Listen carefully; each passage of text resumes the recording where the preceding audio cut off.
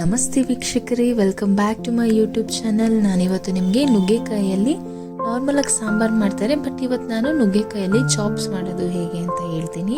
ನಾನಿಲ್ಲಿ 1.5 ಈರುಳ್ಳಿ ತಗೊಂಡಿದ್ದೀನಿ, ಅರ್ಧ ಇಂಚು ಶುಂಠಿ, 1 ಬೆಳ್ಳುಳ್ಳಿ, 8ರಿಂದ 10 ಹಸಿಮೆಣಸಿನ್ಕಾಯಿ ತಗೊಂಡಿದ್ದೀನಿ, ಮತ್ತೆ ಅರ್ಧ ಟೊಮೆಟೊ ತಗೊಂಡಿದ್ದೀನಿ, ಸ್ವಲ್ಪ ಕೊತ್ತಂಬರಿ, ಕಾಳು ಮೆಣಸು, ಚಕ್ಕೆ ಮತ್ತೆ ಲವಂಗ ತಗೊಂಡಿದ್ದೀನಿ.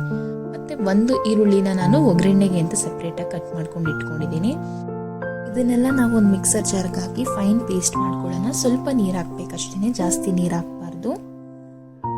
ಪೇಸ್ಟ್ ಮಾಡ್ಕೊಂಡಾದ್ಮೇಲೆ ಒಂದು ಕುಕ್ಕರ್ಗೆ ಎಣ್ಣೆ ಹಾಕಿ, ಎಣ್ಣೆ ಕಾದ ನಂತರ ಈರುಳ್ಳಿ ಸ್ವಲ್ಪ ಬ್ರೌನ್ ಆಗೋವರೆಗೂ ಸ್ವಲ್ಪ ಚೆನ್ನಾಗಿ ಫ್ರೈ ಮಾಡ್ಕೊಬೇಕು.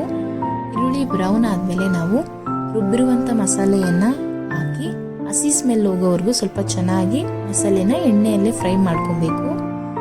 ನೋಡ್ಬೋದು ನೀವು, ಎಣ್ಣೆ ಬಿಟ್ಟಿದೆ. ಆಮೇಲೆ ನಾವು ನುಗ್ಗೆಕಾಯಿ ಹಾಕಿ ರುಚಿಗೆ ತಕ್ಕಷ್ಟು ಉಪ್ಪು ಹಾಕ್ಬಿಟ್ಟು ಇದನ್ನು 1 ವಿಜಿಲ್ ಮಾಡಿದ್ರೆ ಸಾಕು, ಏನಕ್ಕೆಂದರೆ ನುಗ್ಗೆಕಾಯಿ ಬೇಗ ಬೆಂದೋಗ್ಬಿಡುತ್ತೆ.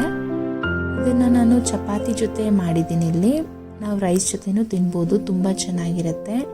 ಇದೇ ರೀತಿ ಇನ್ನೂ ಹೆಚ್ಚು ರೆಸಿಪೀಸ್ಗಾಗಿ ನನ್ನ ಚಾನಲ್ಗೆ ಸಬ್ಸ್ಕ್ರೈಬ್ ಆಗಿ, ಲೈಕ್ ಮಾಡಿ, ಶೇರ್ ಮಾಡಿ, ಸಪೋರ್ಟ್ ಮಾಡಿ. Thank you.